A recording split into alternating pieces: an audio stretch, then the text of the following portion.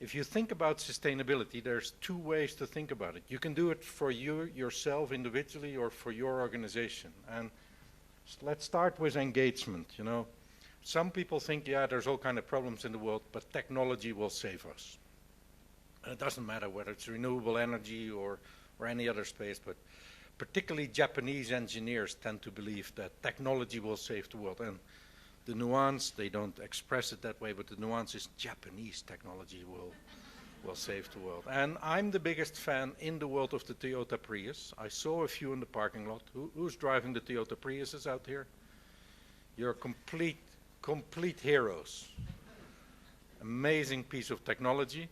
But the Toyota Prius is always an interesting example because I have been driving Toyota Priuses now for almost 10 years. I can get, are you on the kilometer system or the mileage? So I can get 24 kilometers out of a liter of fuel in a Toyota Prius, which none of you in your big fat Mercedeses can do. Not even a third of it. I can do that in my Prius. But if I have a fight with my wife, or I'm stressed out, or I'm not paying attention, or I pretend to be in a hurry, I can also get 10 kilometers out of the same liter of fuel out of the same vehicle. And that's a pretty good example of saying the technology can bring us a long way, but if the mindset that uses the technology is not also part of it, then it's not going to get us there. And those are the people who will say, well, technology will help, but unless we change the mindset and therefore the behavior of all people on this planet, we're never going to make it. You can do the same thing with urgency. I was in Johannesburg 10 years ago when, I don't think it was called Rio Plus 10, but the Earth Summit was held here. I think it was actually held here just around the corner. In those days there were, I think, 200 something business leaders in the overall meeting. 10 years before that in Rio there were 13 business leaders. 6 months or 7 months ago in Rio Plus 20 there were 1,300 business leaders. There's a room full of people here. Most of you are from business. You guys have mandatory non-financial reporting in this country, one of the first countries in the world, amazingly enough. Well done, Mervyn King. So sustainability, 20 years ago, I always say most CEOs couldn't even spell the word sustainability. 10 years ago, CSR was a new concept and you had to be a little bit adventurous to engage into it. Today, if you don't have a serious CSR program, or if you do not publish a sustainability report, or if you don't have a sustainability officer working for you, you're not really a serious company anymore. So from that point of view, the journey of sustainability in the business landscape has made lots of progress. And you can be very happy with the progress. You can also have the view, well, it might be true. There's rooms and rooms and rooms full. You know, I can do, I know I should not have taken the job if I want to complain about it. I can do 3 speeches like this every day of the week in every continent of the world because there are so many sustainability conferences going on.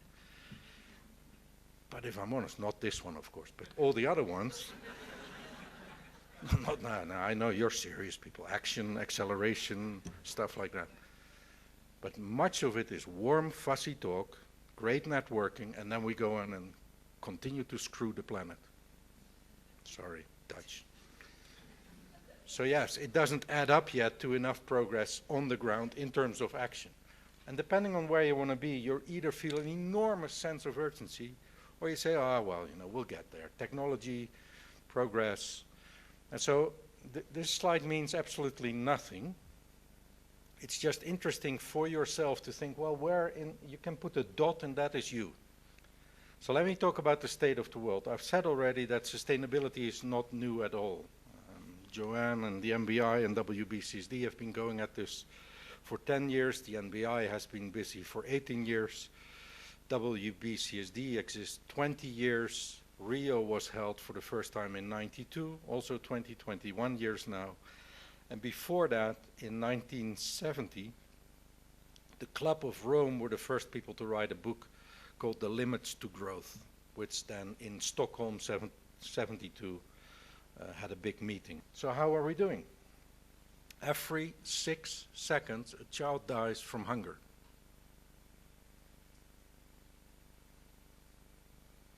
So now another one has just died.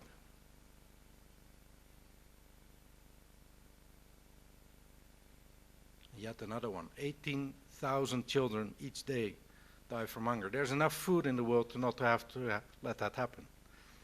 We're going to grow from 7 to 10 billion people in the next decades, and we think we're going to feed them all. We can't even feed 1 billion people today properly. So we're not making progress. The environmental damage is accelerating at a pace. It's no longer this hippie scientist community that's pushing this out. It's hard engineering people like the World Bank, like the IEA, the International Energy people are pushing this out. So, 40 years of sustainability, but every long-term trend we're looking at is going the wrong direction. And if you didn't get the urgency yet, start reading some of these books, because it's going fast and wrong. The top left picture is actually a picture out of South Africa from one of the recent mining unrests, which, the way I read the newspapers, I'm sure you know a lot more about it, is now slowly but certainly turning into a statement against capitalism and inequality. And there is many of these things. The Occupy movement has happened a year ago. They're now in the bunker cooking up a better plan, but they'll be back soon. And the attack of the system of capitalism as we know it will come. The weather patterns are changing. This picture is, of course, of Sandy, and the sad thing in our world is only when New York gets hit is when we start paying attention, but you don't have to go to New York to see sad things. Pakistan has been flooded 3 years in a row, an area as big as England, France, and Italy combined. Millions of people losing their livelihoods 3 years in a row. Haiti, it doesn't matter.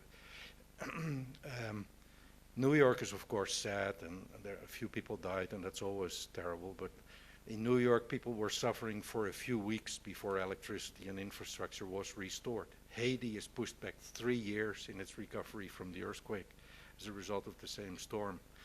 And there's zillions of incredibly sad stories. I look at South Africa as the leader of Africa. When you come from Europe or America, you often think of Africa, well, actually most people forget about Africa. It's the honesty of the world. Because otherwise we could not let the poverty continue in this beautiful continent of yours. But if you do think about it, and you know a bit more about it, then South Africa is the role model for it. And actually the thriving business community in South Africa is what should become the role model for every other African nation to develop itself.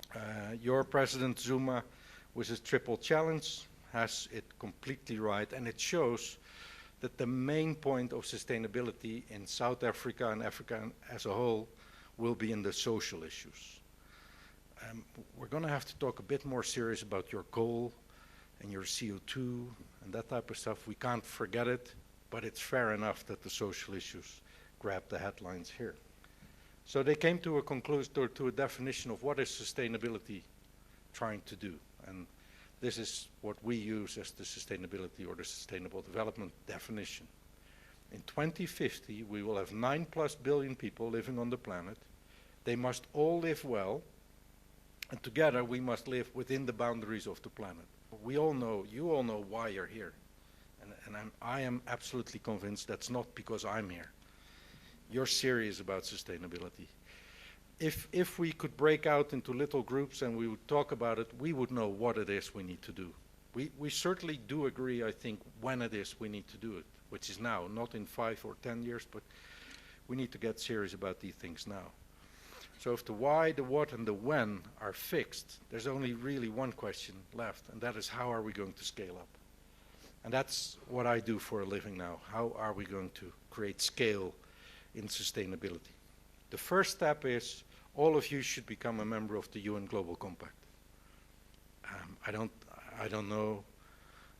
I don't think it costs much. It's more a statement of I agree. These are the standards, the principles, the ethical values by which business runs. The second step is all of you will probably already today engage with the NGO community. 10 years ago, partnering between business and NGOs was scary. Today, it's the norm. reach out, whether it's philanthropically or from your core business, but partner with NGOs. They need your help. Together you can create solutions that alone they could never achieve. The third one is integrate sustainability in your core business, which is a bit tougher. I should be talking to the CEOs of the companies to get that done. Unilever is the best example in the world. Doubling the business in the next 5 years, halving the amount of resource they're going to use, you will only achieve if you actually integrate sustainability in your space. Beyond that, we're going to get, and that's happening at the moment, 3 years from now you will be push it into the global, in the corporate governance. Here there is mandatory reporting of non-financials. It's fabulous, but it's principle-based, not yet rule-based. We're going to go rule-based. We're going to integrate it into risk management, so that not only the financial risk of business is being discussed, but also the sustainability risks. And last but not least, we're going to change the rules of the game.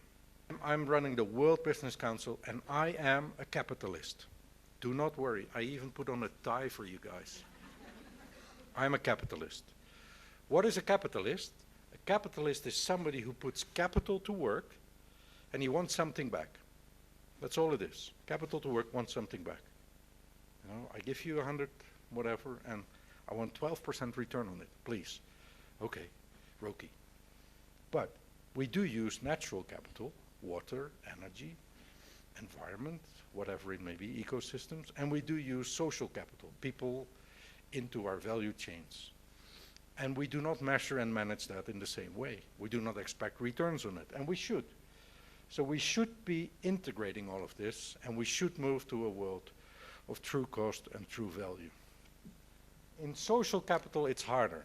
So I'm going to work hard with Joanne and the team to see if South Africa can help us really beef up social economic impact measurement. Because the EPNL, what Puma did, was difficult but has been done. The SPNL is way more difficult and has not been done. Social issues are big here. Why don't you guys take the global lead in doing that? The accountants will save the world. That's what this thing will do. So integrated reporting will move to an integrated risk management framework, 3 types of accounts to measure, manage, and optimize the returns on each capitals, and that's how we're going to define business success. I've said enough lovely words about the NBI. I think it's wonderful to be here today. I want to thank you all for being here. I am committed to make the regional network for WBCSD work. Did you hear that? Work. I'm not here to give warm, fuzzy talks. Today I am. Well, I'm here to give talks. The warm, fuzzy part you can be the judge of. But we're going to create this global action agenda, and I'm going to come back to each of the regional networks, NBI in particular, saying what of this agenda will you adopt, and which, together with your members and with your government and with your NGOs and with your scientists, will you implement? Because we need to get to scale. That's really all I care about. Thank you.